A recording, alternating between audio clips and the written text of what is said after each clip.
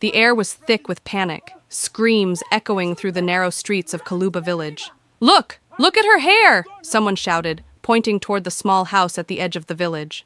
Villagers poured out of their homes, clutching each other, eyes wide, mouths trembling.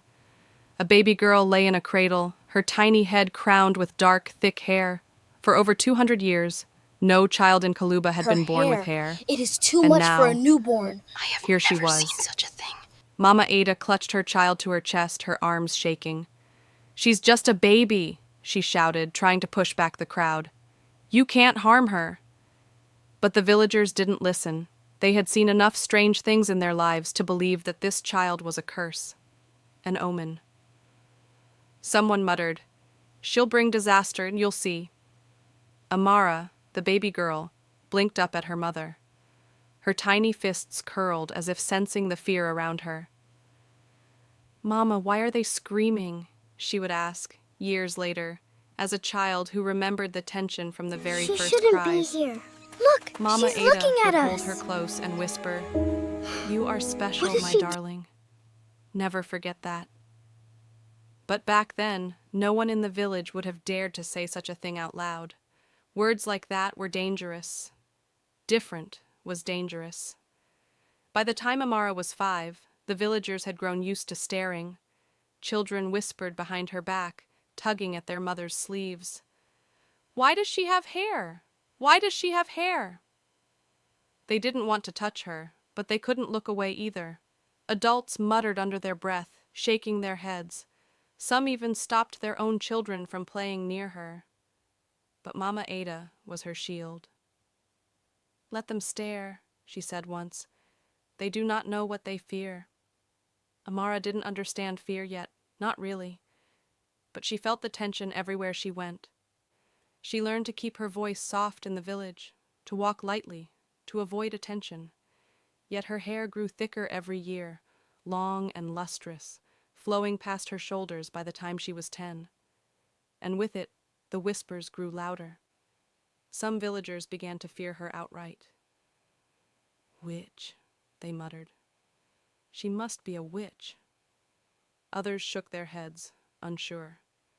They had no words to explain her existence because none had ever seen it before. One evening, as the sun dipped low and painted the village in gold, Amara and Mama Ada were walking home from the market. A group of villagers blocked their path. The tallest one stepped forward, eyes hard. "Ada, you can't protect her forever.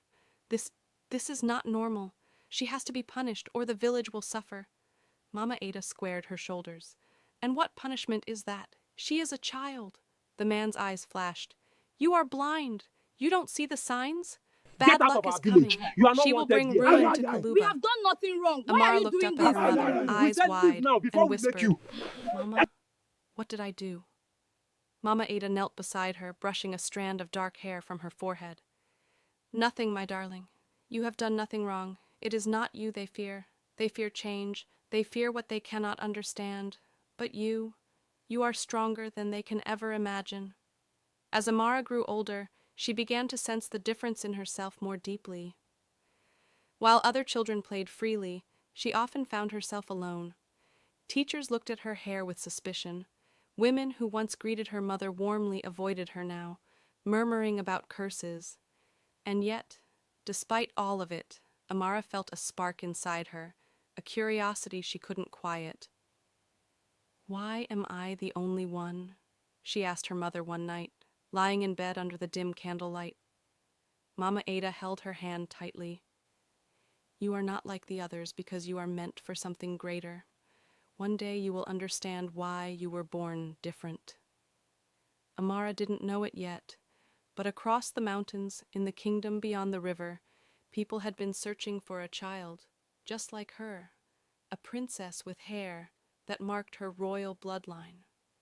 Years ago, the kingdom had been attacked by those who wanted to destroy the royal family. The princess had vanished, a baby hidden away to protect her from harm. And now, fate had placed her in Kaluba Village, in the most unexpected hiding place imaginable, a village where no one had hair for over 2 centuries. By the time Amara was 12, she began noticing strangers near the village's edges. They were careful, watching, rarely speaking. Occasionally, she would catch a glimpse of uniforms or the flash of metal under the sunlight. One day, when she approached them curiously, one of the men spoke. Your hair, it is extraordinary. Do you know how rare this is? Amara's heart thumped. I, I just, I am me, she whispered. The man's eyes narrowed. You may be more than that. You may be exactly who we've been looking for. Back at home, she told Mama Ada, her voice trembling. Mama, they said I'm special. They said they've been looking for me. Mama Ada nodded slowly, her expression unreadable. It seems the time is coming, my child, but you must. Ready. Whatever awaits you, you must remember who you are. Amara shivered at the words. Ready. She didn't feel ready. She had never even been allowed to feel safe in her own village. And now, strangers were talking about her as if she were someone important. Someone royal. Rumors in the village had reached a fever pitch by the time Amara turned 14. Children would not come near her. Even the elders, who had tolerated her existence for years, began to whisper behind closed doors. The more people feared her, the stronger the whispers about a curse became. One morning, a small group of villagers approached Mama Ada's home, knocking loudly, demanding that Amara be presented for inspection. We have a right to know if this child brings danger to our village, they shouted. Amara's stomach twisted. Fear clutched at her chest, but Mama Ada stood firm. She will not be harmed. She is my daughter. The villagers were not satisfied. Threats escalated, and the village council debated in hushed tones. By now, the strangers Amara had seen from afar had begun moving closer. They were no longer hiding, and one fateful morning they arrived with the sun barely risen, mounted on horses with banners fluttering in the wind. The entire village froze. These were not ordinary travelers. They were soldiers, their eyes sharp, their movements precise. They carried messages of urgency. We seek a girl with hair, one born under secrecy. She is the lost princess of the kingdom beyond the mountains. Gasps filled the streets. Mama Ada gripped Amara's hands, squeezing tightly. It is time, my child, she whispered. Whatever happens, remember, you are loved. You are safe in who you are. Amara's heart hammered. She had imagined moments like this, but the reality was overwhelming. The soldiers approached slowly, scanning the village with intensity. Where is she? One demanded, voice commanding, yet not cruel. A voice trembled from the crowd. I know where she is. She's in Mama Ada's house. The soldier's eyes narrowed. Bring her to us, he ordered. The villagers looked on in shock, whispers running like wildfire through the streets. Amara clung to her mother, tears in her eyes. Mama, what will happen to me? Mama Ada brushed the tears from her face. You will see, my love. You will see why you were born different. Amara's legs trembled as she was led through the village streets, the soldiers' eyes sharp and unyielding. Villagers pressed to the sides, their faces pale with fear, confusion, and awe. She felt every whisper, every stare, every heartbeat of the village watching her as if she were both a miracle and a threat. Mama, she whispered, clutching her mother's hand for one last fleeting moment. Mama Ida bent down, pressing a kiss to her forehead. Go, my princess. Remember, your difference is your power. The soldiers guided her to a waiting carriage, its polished wood gleaming in the morning sun. As the wheels creaked over the uneven road, Amara stared at the village disappearing behind her. She wanted to cry, to scream, to run back, but the pull in her chest told her this was the path she was always meant to take. One of the soldiers, a tall man with sharp eyes, spoke gently. You must trust us. You are safe. Amara swallowed hard, nodding, though every nerve in her body screamed fear. By the time they reached the kingdom, Amara's mind was spinning. The palace loomed large and unfamiliar, its walls etched with intricate designs that seemed to whisper history and secrets. Guards led her inside, and for the first time in her life, Amara saw mirrors, dozens of them, reflecting a girl with hair so dark and thick it shone under the light. She touched her head, feeling the strands, feeling the proof that she truly was different. "Is this really me?" she whispered to herself, voice trembling. A figure emerged from the shadows of the grand hall, an elderly woman with a crown that had seen better days but still carried authority in every line of her face. "Amara," she said softly, yet her voice carried the weight of generations. "My child, my lost princess." Amara froze, heart hammering. "Princess? That's me?" The woman nodded, tears glimmering in her eyes. "Yes, you were hidden to protect you from those who would see our bloodline destroyed. You are the heir, the rightful princess of this kingdom." The revelation hit Amara like a storm. Her mind raced, recalling all the years of isolation, fear, and whispers. All those years, they called me cursed. They hated me. And now, her voice broke, tears slipping down her cheeks. The woman approached, lifting her chin gently. "You were never cursed. You were always protected. The village, your mother, and even your hair were part of the plan to keep you safe." Suddenly, the door to the hall burst open. Soldiers and advisors, who had been quietly observing, knelt. "Your Highness," they said in unison. Amara's knees weakened as the weight of her new identity pressed down. She had never imagined such a world existed beyond the village, yet here it was, awaiting her, like a story she had only dreamed of. Yet even in the grandeur of the palace, Amara's thoughts drifted back to Kaluba Village. She remembered the whispers, the fear, the loneliness. She remembered Mama Ada, who had held her, loved her, and protected her through every trial. "I can't just leave them," she whispered to herself. "They've known me when no one else would. I have to." Her words were interrupted by the elderly queen, who smiled knowingly. "Yes, child. You have a heart that remembers where you came from. That is why you will rule not just with authority, but with wisdom.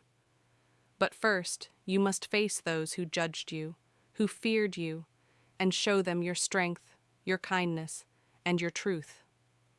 The next morning, Amara returned to Kaluba Village, not as a scared child, but as a princess. The villagers gasped at the sight of her carriage, the soldiers, the banners fluttering in the breeze. She stepped down, her hair glinting in the sunlight, her presence commanding yet gentle. Children stared, unsure if they should run or bow. Adults whispered, "It's her. It's really her." Amara walked slowly toward the crowd. "I am Amara," she said, voice steady, eyes sweeping across familiar faces. "I am the girl you called cursed. I am the one you feared. But I am also the same girl who grew up among you, who laughed, cried, and dreamed in your village." A murmur spread through the crowd. Some bowed, some averted their eyes, and some stepped forward, shame coloring their faces. One of the villagers, an older man who had shouted at Mama Ada years ago, stepped forward trembling. We were wrong. We feared you. We didn't understand." Amara looked at him, her chest tight with emotion. She could have shouted. She could have cursed. She could have demanded punishment, but she didn't. "It is not too late to understand," she said softly. "You can choose fear, or you can choose to see difference as a gift, not a curse." The village began to stir with change. Women who had whispered behind doors now stepped forward, some bowing, some offering apologies. Children who had hidden in corners now reached out, curious, wanting to touch her hair, to know the girl who had been different all their lives. Amara knelt to greet them, smiling gently.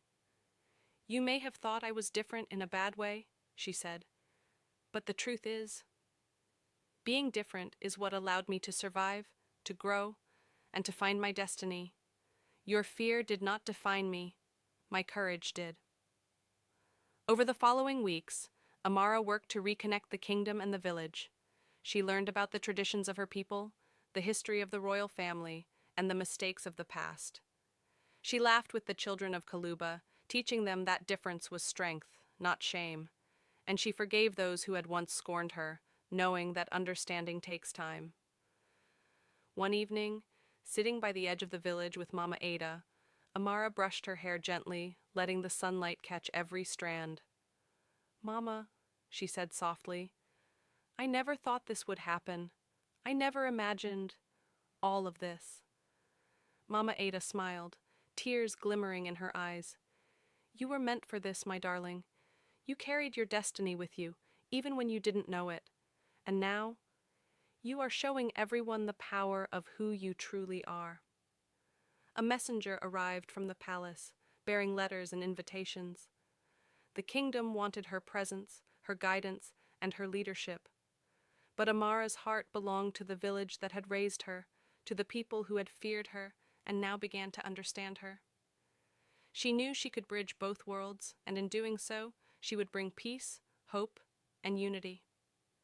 The villagers watched in awe as Amara stood on a small hill in the center of Kaluba, her hair flowing in the breeze, sunlight glinting like gold. "I was born different," she told them, voice carrying across the square. "But being different does not make you less. It makes you extraordinary. You may have feared me, judged me, or called me cursed. But I am still your girl, still your neighbor, still a part of this village. And together we can move forward, stronger than ever." From that day forward, Kaluba Village was no longer a place of fear. Children played freely, women laughed openly, and even the elders spoke of hope. Amara became a symbol of courage, a reminder that the thing that makes you different is often the very thing that defines your greatness. And through it all, she never forgot Mama Ada, the woman who had given her strength, love, and the courage to embrace her destiny. Amara's hair, once the source of fear and whispers, became a symbol of hope and power. People traveled from far and wide to see the girl who had changed everything, not just the village but the kingdom itself. Her story spread, whispered in awe and inspiration, reminding everyone that fear of the unknown can never outweigh the potential of courage, love, and truth. And every night, as Amara lay beneath the stars, she would remember the village streets, the whispers, the fear, and the love that had carried her to where she now stood. She knew the journey wasn't over, challenges and doubts would come, but she also knew something greater. Being different is not a curse, it is a gift, and she would use it every day to change the world around her.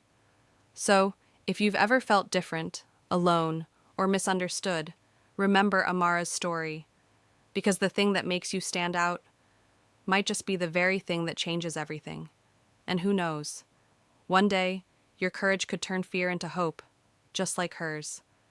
If you loved this story, make sure to subscribe for more amazing tales, leave a comment sharing your thoughts, and hit the like button to support the channel. More stories like this are coming soon, and you won't want to miss a single one.